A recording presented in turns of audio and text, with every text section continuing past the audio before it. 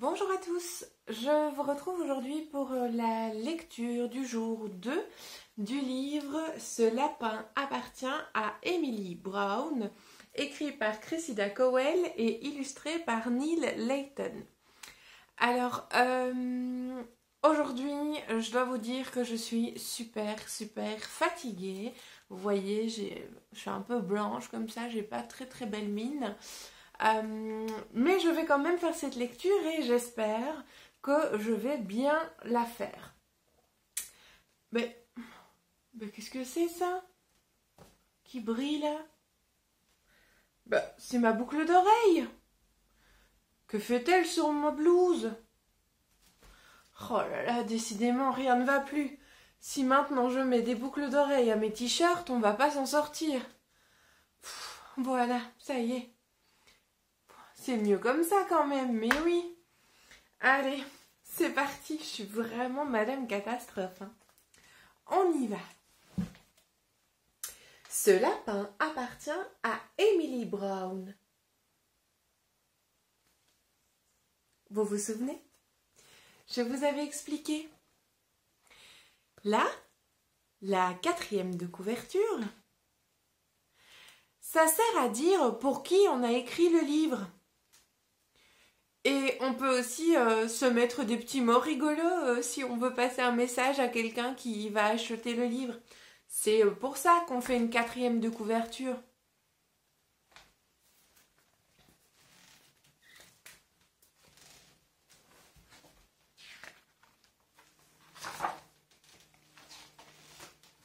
Ce lapin appartient à Emily Brown.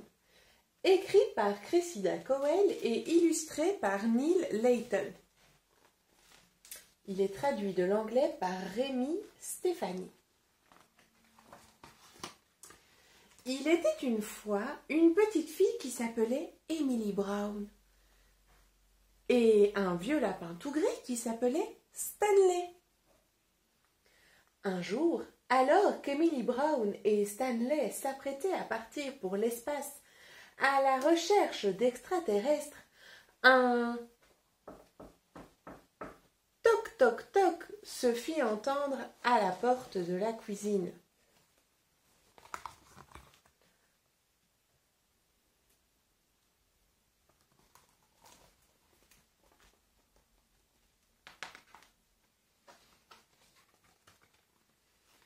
C'était le majordome de la reine.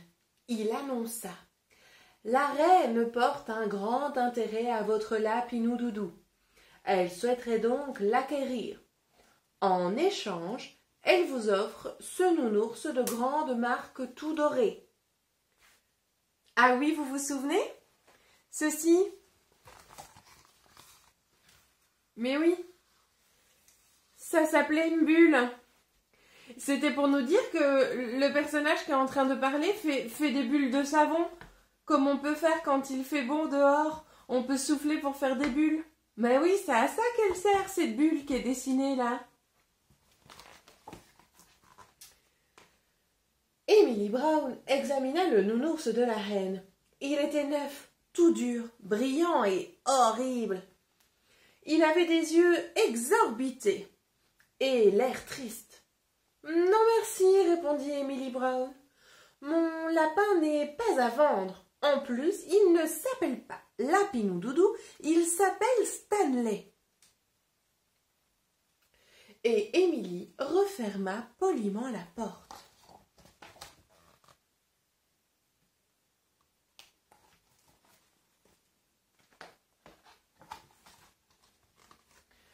À peu près 1 heure plus tard, alors qu'Emily Brown et Stanley étaient partis se promener à moto dans le Sahara, un toc toc toc se fit entendre à la porte du désert.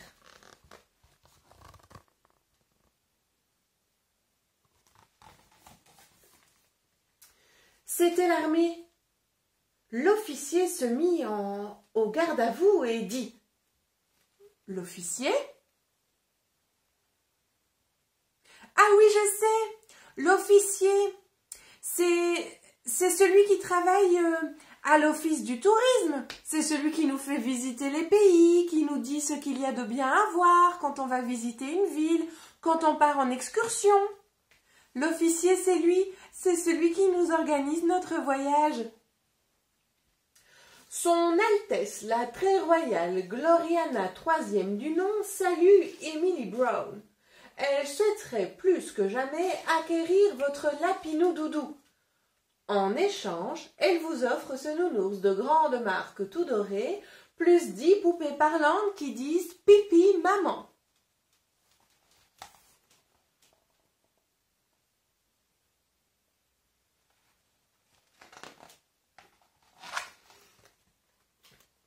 Emily Brown répondit « Je ne veux pas de ces poupées parlantes, je préfère mon lapin. » Et en plus, il ne s'appelle pas Lapinou Doudou, il s'appelle Stanley. Je? Ah oui, je, c'est quand on parle de plusieurs filles en même temps. On dit je. Et Emily Brown mit l'officier dehors un peu moins poliment cette fois.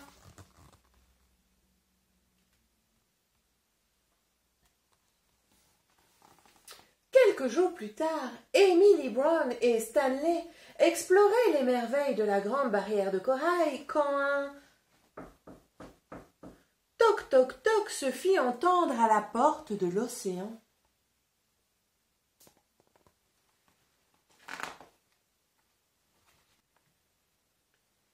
C'était la marine nationale. L'amiral se mit au garde à vous et dit « Son Altesse Sérénissime, la glorieuse Gloriana III du nom, salue Emily Brown et lui prie de lui remettre ce lapin incessamment sous peu.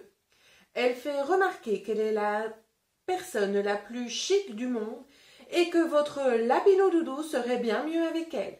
En échange, elle vous offre ce doudou de grande marque tout doré, ces 10 poupées parlantes qui disent « pipi maman » et 50 chevaux à bascule qui se balancent en permanence. Oh, il y a vraiment plein de mots là-dedans. Je vais en choisir 3 et je vais compter les syllabes. Je vous montre. Je vais choisir Émilie, lapin et chic. J'essaye. C'est parti. Quand je dis le mot Émilie, j'entends d'abord « et » que j'écris.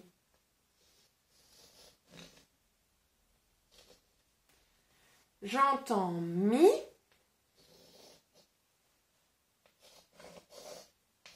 que j'écris avec un M et un I. Et puis j'entends « li ». Émilie que j'écris avec un L et un I, et à la fin je mets un E, mais qui est muet, je ne l'entends pas, c'est celui qui ne fait pas de bruit. Alors, du coup, dans Émilie, je vais taper dans les mains et voir combien j'ai de syllabes. Alors, c'est parti. Émilie. Mais oui, c'était trop facile. 2 syllabes dans le prénom Émilie, bien sûr. Alors, je suis tellement forte que je vais en faire un deuxième et cette fois, je prends le mot lapin. C'est parti. Je vous l'écris pour bien voir toutes les lettres et les sons qu'il y a dans le mot lapin. Dans lapin, la première lettre que j'entends, c'est... La première syllabe, pardon, c'est la. La, je l'écris avec un L et un A. La, pain. Je l'écris avec un P, un I et un N pour faire le son 1. Lapin. Alors, c'est parti, je tape dans les mains. Quand je dis lapin, une fois. J'ai tapé une fois dans mes mains. Il y a donc une seule syllabe dans le mot lapin. Je fais le dernier parce que j'adore ça, ça m'amuse. J'avais donc choisi le mot chic. Alors, dans le mot chic, je fais chic, que j'écris comme ceci, avec un C et un H, puis j'entends I, K, et un K, que j'écris avec la lettre C. Là, j'ai écrit le mot chic. Et je vais taper dans les mains. Chic. Oh, il y en avait beaucoup dans celui-là. Il y avait 3 syllabes. J'ai tapé 3 fois dans mes mains. Oh, c'était un long mot. J'espère que toi aussi tu t'amuses à taper dans les mains. Oh là là, je suis en super forme maintenant. Alors je continue mon histoire. Je me fiche de qui elle est, répond Emily Brown. Ce lapin est à moi. En plus, il ne s'appelle pas Lapinou Doudou, il s'appelle Stanley. Et elle l'envoya promener la marine nationale.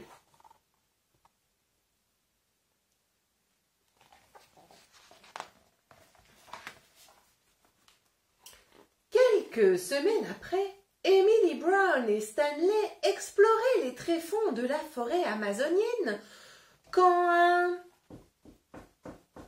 toc toc toc se fit entendre à la porte de la jungle. Les tréfonds de la forêt amazonienne?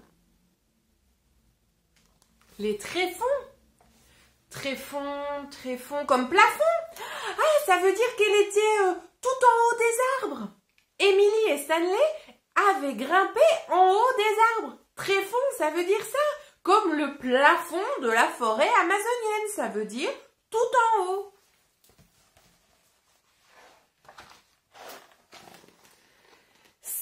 C'était l'armée de l'air. Le général se mit au garde à vous et dit: Son Excellence, l'impérieuse Gloriana, 3e du nom, salue Emily Brown et la prie de lui remettre immédiatement son Lapinou Doudou. Sinon, elle ne répond pas des conséquences de votre refus. En échange, elle vous offre ce nounours de grande marque tout doré, 10 poupées parlantes qui disent pipi maman, 50 chevaux à bascule qui balancent en permanence et tous les jouets que vous désirez. Et alors, bien sûr les copains, on n'oublie pas, quand on commence à lire, on commence sur la page de droite et puis on va tout en haut à gauche. C'est comme ça qu'on lit.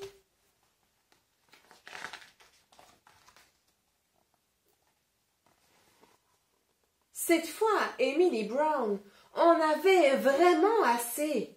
Elle renvoya l'armée de l'air et cloua un grand écriteau sur la barrière du jardin. Dessus, il était écrit: Ce lapin n'est pas à vendre. En plus, il ne s'appelle pas Lapinou Doudou, il s'appelle Stanley. Signé Emily Brown. Quelques mois plus tard, Emily Brown et Stanley dormaient profondément dans leur lit, rêvant à leurs prochaines aventures, quand aucun toc-toc-toc ne se fit entendre, ni à la porte, ni à la grille, ni à la fenêtre de la maison.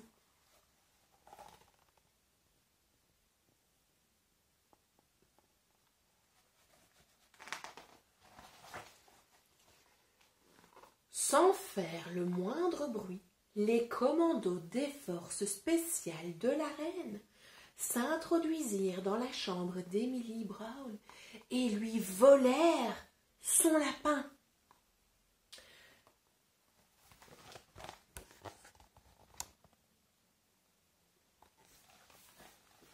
Emily Brown se réveilla le lendemain matin et quoi, à votre avis? Moi, je sais. Elle va faire la fête parce que ce sera le premier jour sans son lapin. Oh, ce sera un jour génial. Elle pourra faire tout ce qu'elle décide, tout ce qu'elle veut. Pour la première fois de sa vie, elle chercha Stanley. Mais il avait disparu.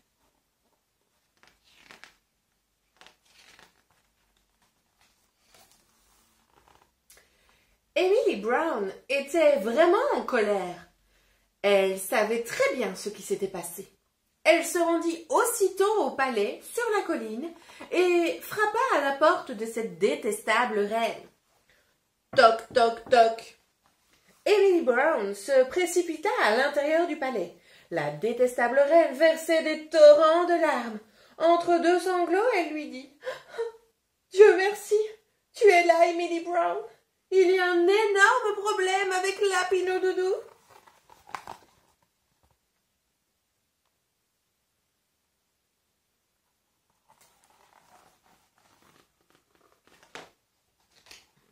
Effectivement, il y en avait un problème avec Stanley.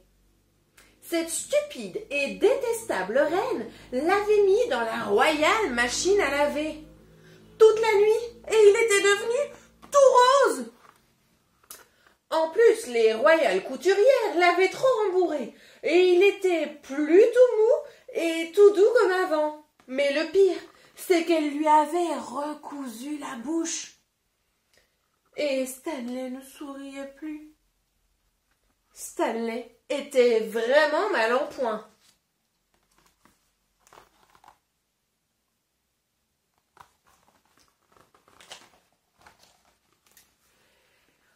Oh, Emily Brown, Emily, n'y a-t-il rien que tu puisses faire? Demande la stupide et détestable reine. Bien sûr que si, répondit Emily Brown. Je vais ramener Stanley à la maison. La stupide reine redoubla de sanglots. Si j'ai tous les jouets que je veux, mais aucun n'est aussi merveilleux que Stanley. Emily Brown eut soudain pitié de cette reine si stupide. Alors, elle ouvrit le royal placard.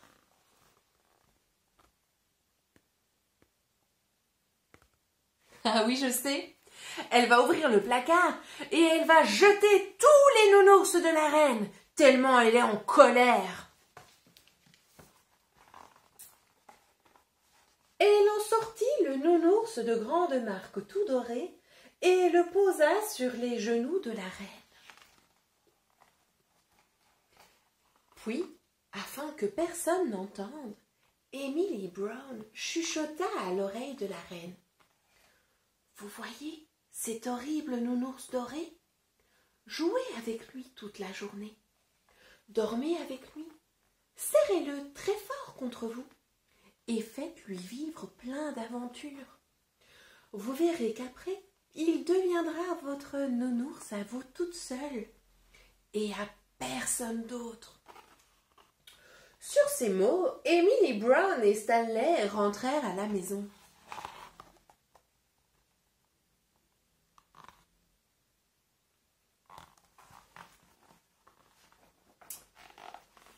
À partir de ce jour et pendant très longtemps, Emily Brown et Stanley n'entendirent plus parler de cette détestable reine.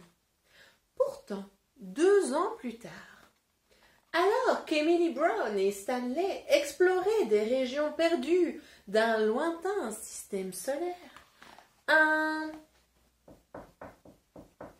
toc toc toc se fit entendre à la porte de la Voie lactée.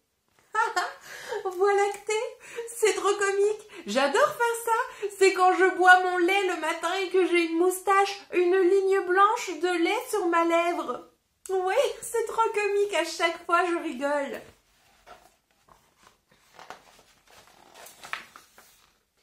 C'était le facteur. Il remit une lettre à Emily Brown. Un seul mot était écrit dessus. Merci.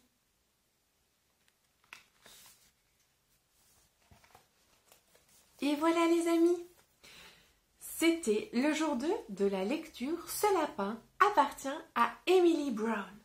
J'espère que j'étais en meilleure forme à la fin de ma lecture qu'au début. Je compte sur vous pour me dire si jamais j'avais fait quelques bêtises. En attendant, je vous retrouve très vite pour la lecture du jour 3. Et soyez en forme, car j'aurai besoin de vous pour me souffler les réponses. Alors, à demain!